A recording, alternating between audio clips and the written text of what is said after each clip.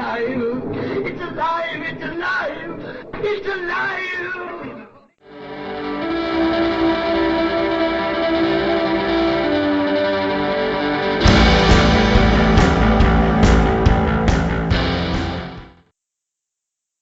Hello and welcome to Alive After Reading. I'm Tim Niederreiter, and with me today is returning guest, champion of the Dead Robot Society podcast, Paul Cooley. Welcome back. Thank you, Tim. Good to be here. Champion of the Dead Robot Society. Can I get a medal saying that? Sure, you won. So I guess you might have to get rid of Terry if you're going to win, because he is the older. I mean, depending on what this contest is actually for. Well, no, there can't be one without the other. You have to. Okay, have Terry. You two are both the champions of the Dead Robot Society. Terry Mixon and Paul Cooley, also both guests of this show at different times. Yeah, I have to talk to you about that. Your taste in guests is really hitting the rock bottom there, buddy. Well, Terry was on. I mean, you had Terry on. That was when I was younger and more naive. I don't think I could do that. Terry Mixon, the author of the Empire of Bones series. There's this plug. Because you can't mention the man without mentioning his books. He's got a couple other ones too. But unlike me, his books actually sell, so screw him. Anyway, here we are. Screw that guy. I mean, I got 4 series and none of them took off. Like, come on, what do you have to do? I somehow managed to get in front of people, and don't worry about it, I suck at it too. Yeah, well, you had at least one series that did really well, The Black. And I guess Derelict did pretty well too? First 2 books did, yeah. Well, first book especially. The second book was pretty big drop off. I guess people weren't signed up for the epic space opera, which takes place the epic pacing. Well, you do something like brand your book as a saga, and people tend to, for some reason, not know what that is, and then they get really pissed off when it's like, oh, the story cuts off and you didn't resolve anything. It's a saga; it keeps going. So yeah, it didn't work, and I know better. But the problem is, I would never have been able to write Derelict unless I wrote it the way I did. So that's fair. I really did enjoy the first book a lot. Especially, I listened to the audiobook a while ago, and I actually have the audiobook for the second book, but I haven't listened to it yet. There's just something about me and not finishing things. It's my focus in life. But and you've got this book due when? Oh God, it's gonna be done. But by the time this podcast goes out, the book will be in rough draft. The rough draft will be done, and actually, it's gonna be really exciting because then I have a whole 3 weeks to finish it off, get it published. Maybe actually it's more like 3.5. So that's plenty of time. Yeah, editing is gonna be quite intense. This is Demon Scroll, the first book in my new epic fantasy saga. No, not saga, series. I don't call it a saga. No, but this is really kind of a standalone. This is really a standalone book with that's the start of a series. So I'm pretty excited about it. And it also is like, okay, not all these characters are going to come back for the sequel, which is a really fun place to be. Because I've done series where it's like, okay, pretty much everyone's going to be back for the sequel if they weren't some villain who's going to end up riddled with bullets at the end of book 2. But it's weird. I don't know. It's like, okay, now I've got to write the whole story in one go, basically, for some of these characters. It's pretty refreshing, but it's also kind of frightening. It's, yeah, I can see it. So I do want to ask you a question, because this is nominally an interview. When you, and actually it is along those lines, when you write, because you used to write really short stories for the most part. Mm-hmm.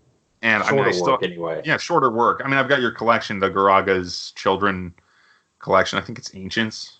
Yeah, Ancients. Yeah, I can see the spine from here. It's over there on the shelf. Cool. But yeah, I still have that one, and those are mostly shorter, fairly short. Though my favorite one was actually the one awkwardly Lovers was my favorite one in the original story that I read it. But I listened to the podcast first. Whatever. God, I listen to everything, don't I? I'm not even an audiobook fan. Not even really an audiobook fan. Whatever. I just like Paul's voice, so maybe I should let him talk. So basically, why do you like? How do you write a story and keep it concise? Do you think? There's a lot of ways, but what would you say is most important? If you're trying to be concise, first of all, you might have to excise some plot bunnies, but keep the action moving, and only try and accomplish a couple of things as opposed to trying to accomplish anything you come up with. Oh yeah. That's the biggest reason why work can get bloated is people can just put too many rabbit holes and chase them, and then the plot bunnies start taking over the entire work. Which, if in the skills of a deft writer, can actually be kind of the point where the side quests are actually the real quests. When they finally get to the end quest, it's just going to be a massive letdown because they've already done all the hard stuff. Was this the Dark Tower? Yeah, maybe. I never read the. I actually haven't not gotten very far into that series. One of my other guests, my other multiple time guests, Catherine Hudson, is a huge fan of that. She's read the series like 10 times or something, and I'm like, I'm only on book 2 still. I could never bring myself to read the last book. So. Oh, that's kind of the point, isn't it? He does what he does. Yeah, I just, as a reader, I wasn't following him into book 7. Fair enough. Fair enough. And honestly, I'm just a quitter, so I didn't make it through book 3. But anyway, no, that's a good point about the conciseness and just not following every plot bunny, and you got to take him out. I think, of course, obviously, right now I'm more focusing on producing a lot of words, which is kind of a weird position to be in because I consider myself something of a craftsman, and I've been told in writing groups and stuff that I have a very clean rough draft. Well, that's not so anymore because I've switched to dictation. A rough draft is the most garbled pile of nonsense you will ever see, probably. I have never tried to do that. Terry apparently has a process down to do what he needs to do, but I could not. I just think it would be so bad. I'll have to try it at some point, but I have such a difficult time imagining the words without them being under my fingertips.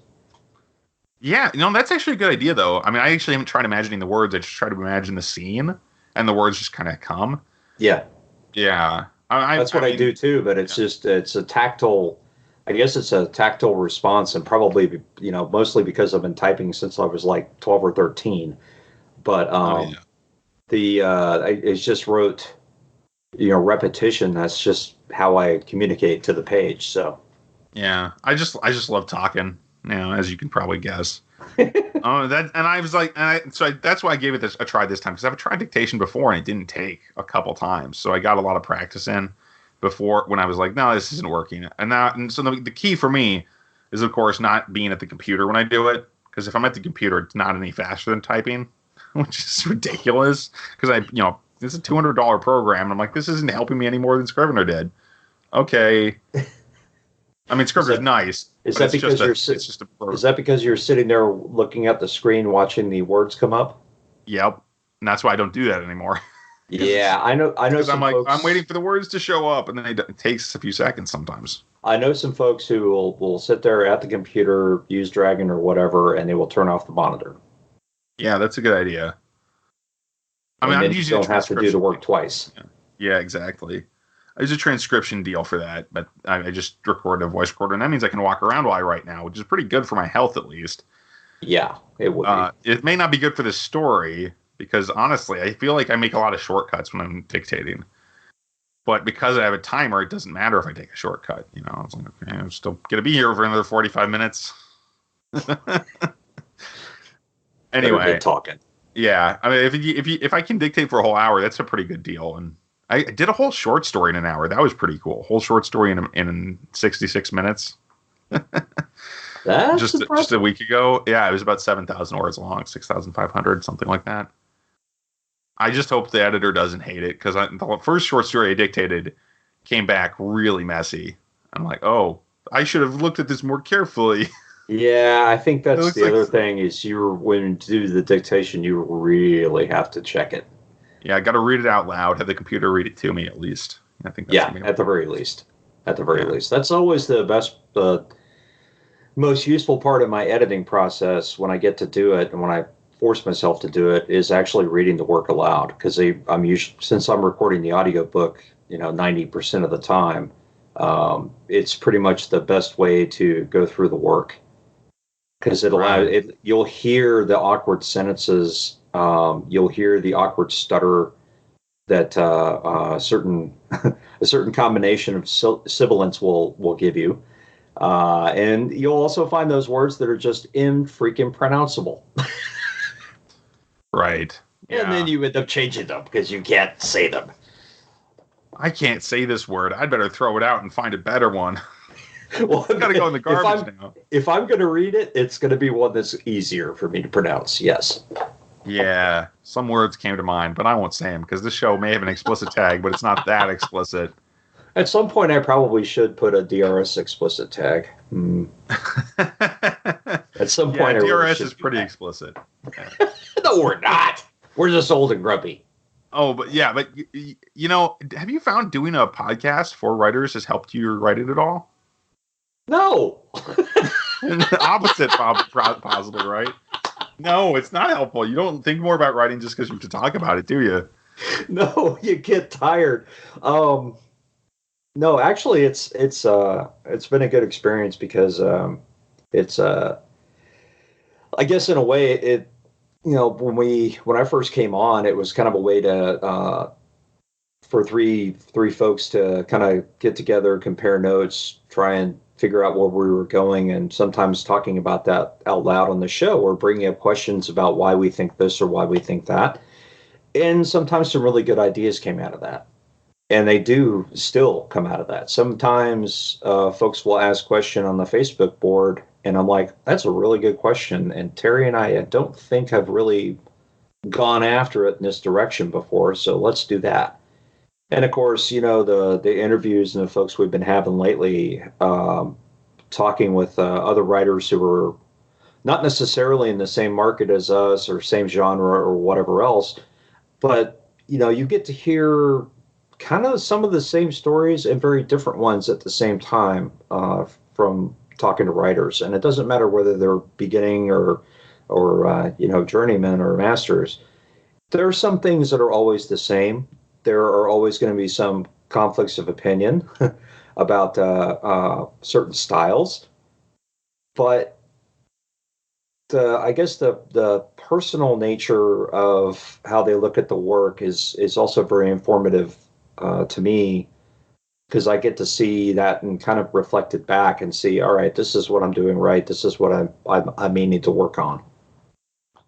So it's helpful, and the other thing is, you know, Terry and I have that weekly the first few minutes of the show where we shame each other if we haven't been writing, so it kind of helps. Yeah. And I mean, as a patron of your show, I've heard the uncut versions, and it's pretty good. It's an interesting thing to hear. It was like, okay, this is normally the part where they wouldn't have anyone listening, but of course, there's the parts they clap and take out, which is cheating. I'll have you know. Anyway, I mean, it's also important and vital, I'm sure, but it's cheating. Cheated your patrons, Paul. There's a reason I'm only paying $5. You guys don't want to hear some of the shit we say. Trust me. Nobody needs that in their life. I don't know, Paul. I think somebody could use it. I don't know. There's usually those moments where, you know, we interviewed Chuck Gannon, and he was having problems with his seat. So there was a point where he was like, well, unless you want to see me rear eject, I have to adjust the chair. Well, I just chopped up to the rear eject part and put that at the front of the show on video, as well as in the audio. So I can't remember if that clip made it into the Patreon. It probably did. It was in there. But there's stuff like that, even from the excised portions that you guys get to see. So it's nice. You do a good job with the Patreon, I got to say. Oh, better than me for sure. My Patreon has 2 people on it, and that's because they're just people who want to support me. And I mean, I don't do a whole lot through Patreon right now, but that's going to change soon because I've got this idea, right, where I do a writing journal like at least once a week. I'm still working on how often I want to do it, and then I can release that through Patreon. Because now I'm getting through books much faster. Well, at least in theory, because I'm dictating. I should be able to get through the rough draft much faster. And I'm pretty good at editing, so it doesn't take me as much time to edit as it does to write. Like, I'm actually more comfortable editing than writing nowadays. That's why it's just important for me to get through the rough draft as fast as possible. Yeah, okay. all right, I And I understand. spend more time editing, but I just compress it more. Like I can do more editing in a day is basically the most of what it means. Are you one of those folks who has to come back and add details and other stuff later after the first draft? Well, I do tend to add words when I edit. I don't tend to remove. I mean, I do remove a lot, but I usually add at least as much as I remove. Okay. And yeah, a lot of that is details and stuff. Yeah.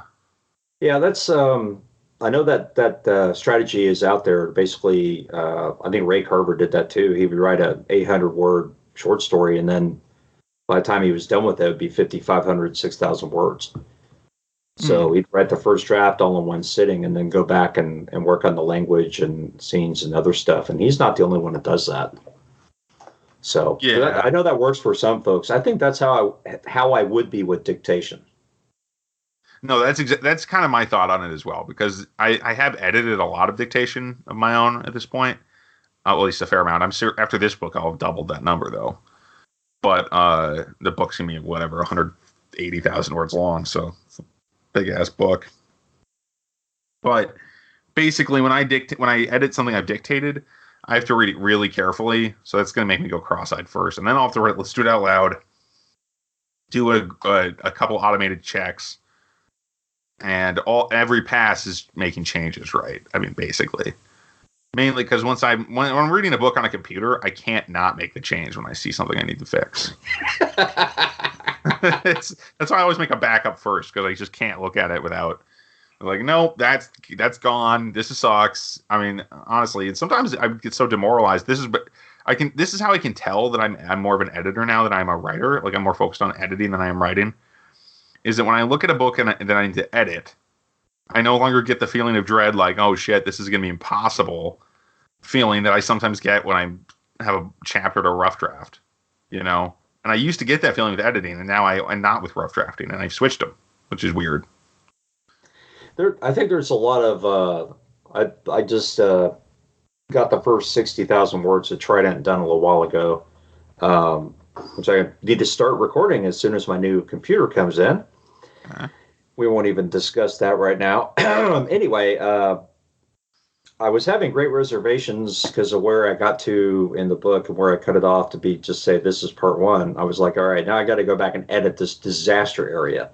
It wasn't nearly as bad as I thought it was, and was much closer to where I thought it needed to be. There were some details I had to go back and fix, and et cetera, and there always are. And there were some new ideas I had that I'm still on the fence about whether or not I'm going to pursue them.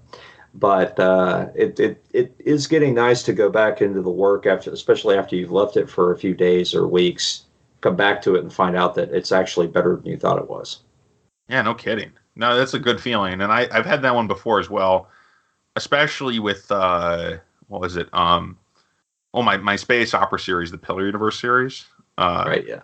Yeah, the first one, because that was originally one book. It was 150,000 words long, and then I expanded it. Now it's 180,000 words long. It's split into 3 books.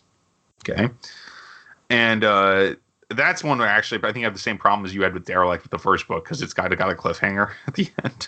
Yes. So beware of cliffhangers. It's dangerous. We need a guardrail. Come on. Anyway. I think I'm wearing my. I think I am actually wearing my cliff. Yep, I am founder of the Cliffhanger and Bastards Club. So yeah, I'm wearing that shirt. Nice. Anyway, yeah, I totally know what you mean though, because I was going back through this book and I'm like, wow, this book actually fits together like a puzzle. It's so nice. And then I broke it in half because I felt like I needed more books. I broke it into 3 pieces. And then but I did make sure that there was an ending in book 2 and 3. I didn't do so well at making an ending in book 1. I tried, but I failed, I think. It happens. Yeah, it happens. It happens. That's why I'm considering just moving to just selling an omnibus of that, or at least I need to get an omnibus out of that, because I think that would be pretty effective. Compared to just like, oh yeah, the first book was free, and now you have to pay $4 to find out how the story ends. Oh, am I a stinker? Oh, I would never bait and switch. I just bait. Oh boy. Okay, that's too much information, Paul. Yeah, okay. After I said it, I realized where that was going to go. So anyway, so you said you were working on Trident right now. How long do you think that's going to be? It's going to be as long as my epic fantasy, 180,000 words. I have a feeling you're about a third way through. It is Trident, right?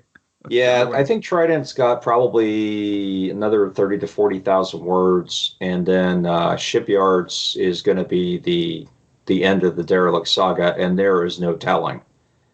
I don't know everything I have to do yet in Shipyards, but this morning in the shower, as often happens, I realized what I needed to do to finish off Trident. So I know what I need to do there. I just need to sit down and have the time to do it. Okay. While I'm working on a new book and trying to get all this other crap done. Ooh, a new book. New book. Ooh. New book. New Secret sci-fi. Book. Okay. Sci-fi suspense horror, which means it'll probably sell like shit, but Well, if you spin it right, I mean, if you can spin it to the fans of the first Derelict book, and it's a complete story, maybe they'll enjoy it. Now, I want to spin it to the people who love the game Dead Space. Ah, Dead Space, yes. I want those folks that really enjoyed that story, and especially the first one, and I guess the second one a bit. I want those folks to. I wanted to write something that was my version, so to speak, but took out the religious cosmic elements and inserted some other nasties. So yeah, I'm working on that and having a hell of a lot of fun with it. So what I'll actually be able to shop it or sell it when I'm done. So yeah, I'm kind of excited to finish this one. Oh, yeah, sounds good. I mean, but what I'm hearing really is that you're marketing to people who enjoy using a beam to chop off mutants' arms. That's what I got out of Dead Space from the little I've played of it so far. But I mean, I'm sure. I do plan to get back into that game. Actually, it's just funny because that's what I know. It's like, you can chop off different parts of the zombie. Oh, it gets so much worse. Thanks. But I like the idea of transformation and all the stuff that came along with that. It's just I want to do it in such a way that there's no leveling up. You're just effed. So it won't be quite the same. It's just I want to get that feel to it. Okay.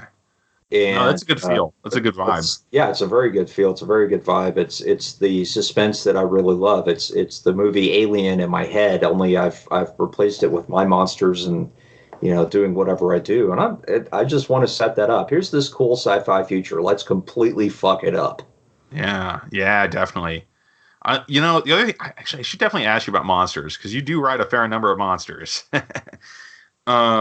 And I'm curious, is how much of the monster is mystery for you, and how much of it is delivery on the horror of what the monster actually is?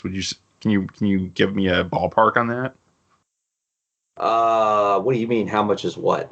How much of the writing of the monster? How much of it is focused on just like the mystery of what is this thing before you reveal what it really is and how terrible it truly is? I try to hide. And that was one of the best things about the Black. Oh my God, all the different ways I could do things. That monster is so damn versatile, and getting more versatile by the moment in my own skull, which is why I'm really terrified to write the fifth book. I like to spend a lot of time making the creatures as amorphous as possible. I want them to be hard to see.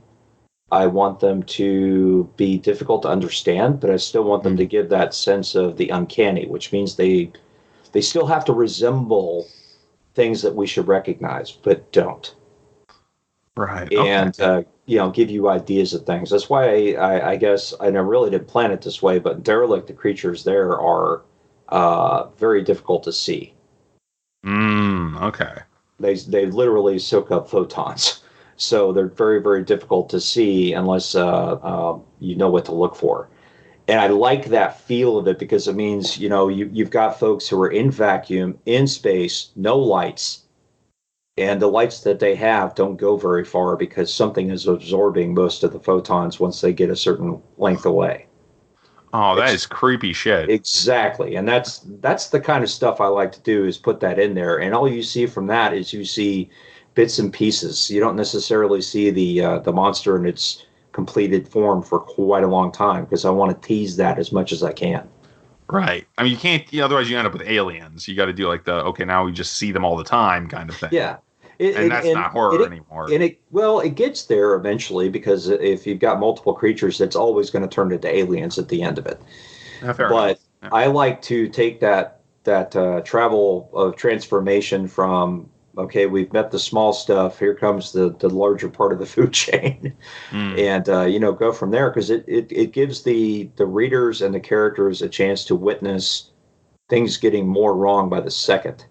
And I think everybody's really interested at heart to see that mystery unfurl. Where did this come from? What does it really do? What does all this mean? Those are questions I love to ask, and my characters like to ask. So I like to give them chances to ask those questions. And then I have to figure out what the hell the theories are. Okay, yeah, that's how do you lay clues for something like that? Is there any technique you use for that? Any particular technique, I should say? Any particular technique? No. You talk all the time about laying landmines and stuff. Maybe it's just my instincts are different, but I have a hard time with mystery, honestly. The landmines I leave over series, and if I know, there are some things I laid down at Derelict that I didn't know at the time. I think I was preparing myself for where that book was going to go, because it was supposed to be just aliens. That's all it was really supposed to be. It didn't turn out that way. But there were things I noticed I was leaving behind with the AIs and gave me ideas, and so I started sprinkling a little more of that in there. And then by the time we get to Tomb, I'm picking those things back up and then planning new ones to carry into the third book. So by the time we get to the end of the third book, everybody's really effing confused about what in the hell is going on. But in Trident, it'll all come slamming together and probably give everybody a little bit of shell shock. So we'll see how it works. Shell shock? I'm in. Yeah, it's just going to be, oh, shit. Hopefully, if I get them to that moment, it'll all be good. And then they move on to the shipyards. It's like, game over, man. Game over. Yeah. It's aliens all over again. That's such an epic scene. Oh, maybe we'll just sing some songs, sit by the campfire, roast some marshmallows. I love that movie. I mean, as much as the first movie is probably a stronger film, I think that one's still got a special place in my heart. Yeah, the second one, the director's cut of that is just amazing for what it is, but it is a very different movie than Alien. Very different. Of course, that's one of the things I really admire about those movies, kind of like Terminator and Terminator 2 as well. Because Terminator 1 is much more of a horror movie, right? Yeah. And Terminator 2 is more of an action movie. Yeah, Terminator is basically Halloween. Yeah. He's Mike Myers. Guns, yeah. He's Mike Myers, a technological Mike Myers who's only got really one target, but he'll destroy everything in the process. And that gets in his way to get there. Yeah, number 2 is much more a action bodyguard movie. Yeah, and they're both awesome in their own right. And it's much like Alien and Aliens. I think it's weird how the 80s had so many good movies that transitioned like that. Those two were really big. Punches. Yeah, good 1-2 punches, but they always missed it on 3. Turns out you don't have 3 arms. Yeah, that's the problem. Humans only have 2 arms. You can't do the 1-2-3 punch. Anyway, yeah, or you have to go back to 1 and boom, it doesn't work anymore, huh? Or throw a kick. Yeah, somebody headbutt. Yeah, come on. I know that's not legal, but you got to do it. You got to save yourself. Anyway, yeah. So, but let's not talk about movies for a second, because there is one more section of this podcast, which is what have you been reading lately, and can you recommend it? I just finished the first book in M.D. Cooper's Eon 14. I finished listening to that today. That was interesting. I think I'll probably grab the next book in that series. Excuse me. It's a very far different future than, what I envisioned for Soul and Beyond, which is the universe Derelict is in. But M.D. Cooper's ideas are fascinating as far as how the far, far, far future might look. And I was curious to see what other issues that I want to deal with, that Mal is going to deal with in those books, because I think there's a lot of crossover in our interests and our dreams in that direction. So I'm curious to see where the series goes. To me, it seems a little overly optimistic to consider humanity being destroyed by aliens, because I don't think we need the help. But anyway, we don't. Yeah, we don't. We but really don't. that's interesting. As far as sci-fi goes, I actually haven't been reading much sci-fi lately, or fantasy even. What I picked up today was what I've been reading the last few days. Since I've been on deadline, I have been reading. I've been making myself read, even though I'm on deadline. This you're familiar with Michael Chabon? You ever heard of this guy? He's a literary author. Michael Chabon. Yeah. I'm reading this novel, Wonder Boys, which I've had forever. I'm like, I don't know about this. Or at the beginning, I'd read maybe 50 pages into it before, and I picked it right back up where I'd left off. And this book has excellent characters. It's kind of funny because it's almost like a writing school book, though. I mean, it is about writers too, but like where it's like, okay, this character has like a weird fascination with some subject, right? And there's something totally random, like dead celebrities who killed themselves, movie stars who killed themselves. That's literally one of the characters in this book. He's obsessed with all these historical suicides who were movie stars or were on movies, and he can rattle off the names and the dates they killed themselves and stuff. It's like what? That's so weird, but it actually works pretty well when everybody in the set. It does. It's not what I would call a realistic fiction book, but it's literature. I don't know. And I find that at least kind of entertaining. Some of the people that have really odd things they keep track of. Well, I mean, I keep track of some weird stuff too, but come on. Dead celebrity sounds pretty banal. Yeah, I suppose. I mean, I get it. That's just one character, and he's like a side character. He's not that important. But I mean, I want to say, at least not from what I can tell so far. I'm only about halfway through the book, but it's just very enjoyable, and it takes me back a little bit because I'm surprised by how well these sentences work. Because there's on the surface, there's very little that I'd be interested in reading about in this book, but it's delivered in such a way that it's a lot of fun. And maybe it's only fun for English majors. I can cop to that. But I enjoy that part of it because it's like, okay, it makes me feel better about my own work in some ways because it's just this book's kind of elitist, right? And it is naturally about a guy who's trying to write a book, or he's trying to finish this book that's like 3,000 pages long so he can send it to his editor. And he's been working on it for like 10 years. Oh, and he's off a successful first novel or something, or second novel, whatever. So now he has tried to finish this book to save his career. But I don't think it's going to happen. I have a feeling this is not going to end well for him. Yeah. So anyway, that's where I'm at. I did really like the reason I got into Michael Chabon in the first place is I got this excellent book of essays he has called Maps and Legends, which is also right in front of me. So I mentioned that one as well because I'm going back through that. That's got some excellent essays in there about entertainment and fiction and stuff. And he's actually a really good nonfiction writer as well. And his style actually makes more sense for creative nonfiction, if you ask me. Oh well. But then who makes money off of writing essays? I mean, I don't know. Especially essays about books. I don't know. If you're getting published regularly by the New Yorker or Atlantic Monthly, that's not chump change. Hey, that's a good point. Anyway, that's enough about that, though. So thanks for being on the show, Paul. Where can people find you and your work?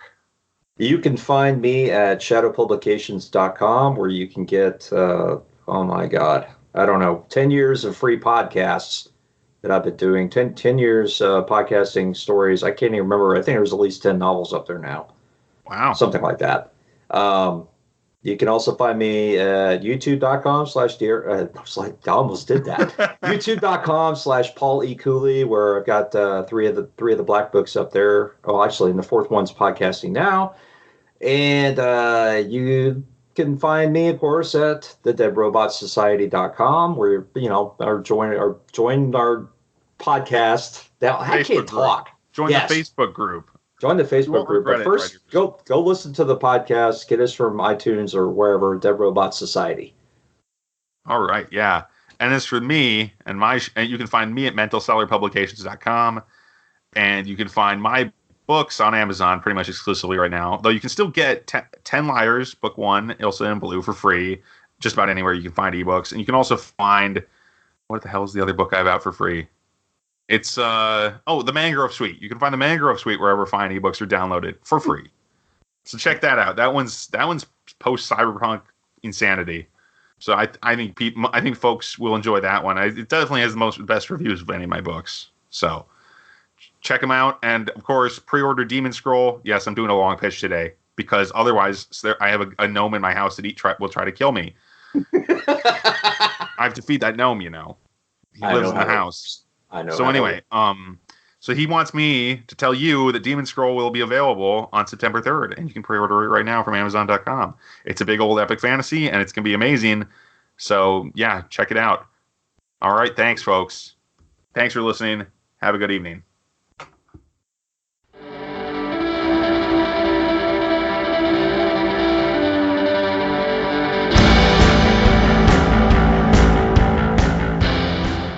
That tears it.